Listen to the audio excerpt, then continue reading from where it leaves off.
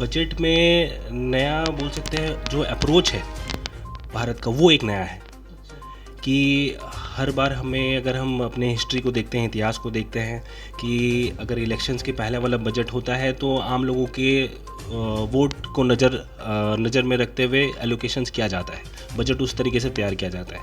लेकिन ये बजट वैसा नहीं है। तो ये एक नया अप्रोच है भारत का, जो नया अप्रोच, जैसा कि हमारे प्रधानमंत्री जी भी बोलते हैं कि विज़न लेके चलते हैं वो भारत 100 साल जब पूरे होंगे, हमारे इंडिपेंडेंस का, हमारी आज़ादी के जब 100 साल पूरे होंगे, तो उसको एक लक्ष्य में लेकर के ये बजट तैयार किया गया है। इसी को ये अमृत काल कहा जा रहा है। पिछले बजट से क्या अंतर है सर? देखिए, पिछला बजट में जब आया था तो उस समय कोरोना काल का एक असर दिख रहा था। तो जो एलोकेशंस किया गया था कोरोना पीड़ितों के लिए या फिर हेल्थ को नज़र में रखते हुए, वो एलोकेशंस उस समय प्रायोरिटी दी गई थी। लेकिन आज जब हम कोरोना काल से थोड़ा बाहर निकल चुके हैं तो आज का फोकस इंफ्रास्ट्रक्चर पे है। हेल्थ और एजुकेशन पर ध्यान नहीं दिया गया बजट में? ध्यान नहीं दिया गया ऐसा नहीं कह सकते हैं। बजट में नर्सिंग कॉलेजेस की बात की गई है, आंगनवाड़ी सेक्टर्स को और थोड़ा सा एम्पावर करने का बात किया गया है, उसे और टेक्निकली साउंड करेंगे। और बोल सकते हैं कि हेल्थ, क्योंकि हेल्थ और एजुकेशन एक स्टेट सब्जेक्ट आती है, तो भारत सरकार चाहती है कि जो स्टेट गवर्नमेंट्स है वो अपने बजट से इस दोनों क्षेत्र पे और थोड़ा इन्वेस्ट करें। इस बजट में सर सस्ता क्या हुआ, महंगा क्या? देखिए, जो अगर आम लोगों के हिसाब से बात करें तो जैसे इम्पोर्टेड टीवी तो वो सस्ती हो रही है, बाईसाइकिल ये वो सस्ती हो रही है। और महंगी में देखेंगे आप, जो इंपोर्ट कर रहे हैं आइटम्स, उस पर कस्टम ड्यूटी को चेंज किया गया है। इम्पोर्टेड जैसे कि आपका इंपोर्ट ड्यूटी, काफ़ी सारे आइटम्स जिसमें कि इंपोर्ट ड्यूटी बढ़ाया गया है। मतलब मेन फोकस सरकार का यही है कि मेक इन इंडिया, कि जो आप डोमेस्टिक में प्रोडक्शन करेंगे वो सस्ती होगी और बाहर से सामान लेके आएंगे तो महंगी पड़ेगी। निवेशकों को कितना फायदा होगा बजट से? देखिए, ये जो इंफ्रास्ट्रक्चर में इन्वेस्टमेंट की गई है तो इससे एक आउटलुक दिखता है कि भारत का आउटलुक क्या है। आज जो फॉरेन इन्वेस्टर्स हैं, FII हैं, FPI हैं, वो भारत के फिस्कल डेफिसिट पे नज़र रखते हैं। और इस बजट में भी फिस्कल डेफिसिट को जो टाइमलाइन थी उसको कंटेन किया गया है। मतलब ऐसा नहीं है कि हमारा जो फिस्कल डेफिसिट का टारगेट था उससे बाहर बजट जा रहा है। तो इससे कि जो निवेशक हैं, इससे एक इकोनॉमी का एक पॉजिटिव सिग्नल जाता है और ये डायरेक्टली एक मार्केट में हिट करेगा, उससे निवेशकों को फ़ायदा मिलेगा। तो बजट को आम लोग किस तरह से समझते हैं? देखिए, हर किसी को समझने और देखने का नज़रिया अलग है ना। आम लोग के हिसाब से देखते हैं कि वो उनके लिए क्या किया गया है।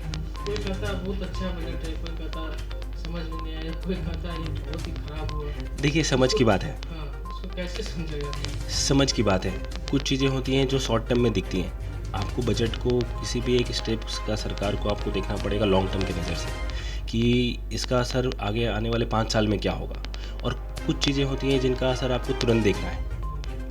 आज आप इन्वेस्ट करोगे, आज जब नेहरू जी हमारे 1956 में बजट लेके आए थे, उस समय एम्स की बात की गई थी, तो एम्स में एलोकेशंस किया गया था, तो उसका असर हमें बाद में दिखता है। आज भी 2-3 साल पहले बजट में जब हमें एयरपोर्ट्स की बात की गई थी, आज छोटे छोटे शहरों में, देवघर में, दुर्गापुर में एयरपोर्ट आए, तो आज एलोकेशंस के उसका असर हमें 4 साल बाद दिखता है। तो आपको वो नज़रिया रखना पड़ेगा बजट को समझने में। आम गरीब लोगों को बजट से कितना फायदा और कैसे होगा? देखिए, हर कुछ भी बजट में होता है तो हम इकोनॉमी में एक टर्म्स बोलते हैं ट्रिकल डाउन इफेक्ट। तो अब ट्रिकल डाउन इफेक्ट क्या होता है और एक बॉटम अप अप्रोच होता है। ट्रिकल डाउन क्या हुआ कि आप ऊपर में इन्वेस्ट करेंगे कुछ सेक्टर्स में, उसका बेनिफिट नीचे लोगों को होगा। और एक होता है बॉटम अप अप्रोच कि आप नीचे जो लोग हैं पीपल कैटेगरी में, उनको आप कुछ मदद किए, उसका असर इकोनॉमी में दिखेगा, उनके हाथ में पैसा दिया गया। तो ये अप्रोच ट्रिकल डाउन अप्रोच है कि हम ऊपर में अपने जो कोर सेक्टर्स हैं उनमें इन्वेस्ट करेंगे, उससे नई एम्प्लॉयमेंट अपॉर्चुनिटीज़ पैदा होगी, उससे डायरेक्टली लोगों को फ़ायदा होगा। जैसा कि आप देखेंगे MSME सेक्टर में भी 2 लाख करोड़ का एलोकेशंस किया गया है, तो वो क्रेडिट फैसिलिटी मिलेगा, तो उससे जो बॉटम अप अनएम्प्लॉयमेंट का, बेरोजगारी की समस्या है, वो सॉल्व होगी। उद्देश्य, विज़न जो लेके चल रहे हैं वो है भारत जब आज़ादी के 100 साल पूरे होंगे तब भारत का नक्शा कैसा होगा। अच्छा। तो ये जो पीरियड है 75 से, जैसे पिछला साल हमने 75वां साल मनाया, तो 75 से 100 साल ये जो फेज़ है इसको प्रधानमंत्री ने अमृत काल कहा है। अच्छा पूरा। तो ये अमृत काल का इसलिए ये पहला बजट है कि 100 साल में हमारा भारत देश कैसा होगा, एक विकसित देश, वो विजन है। वो विज़न है। तो विज़न हमारा 1 साल 2 साल का नहीं है, विज़न हमारा ये 25 साल का है।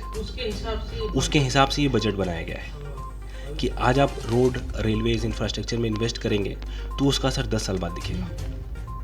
और उससे ऐसा नहीं है कि उससे सिर्फ कैपिटलिस्ट जो कि बड़े एक अमीर लोग हैं, जैसा कि मानते हैं लोग कि आप इन्वेस्ट कर रहे हो और सिर्फ अमीर लोगों को फ़ायदा दिलाने के लिए, ऐसा नहीं है।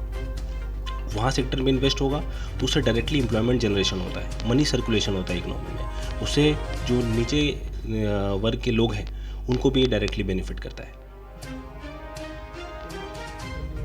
चलिए बहुत बहुत धन्यवाद।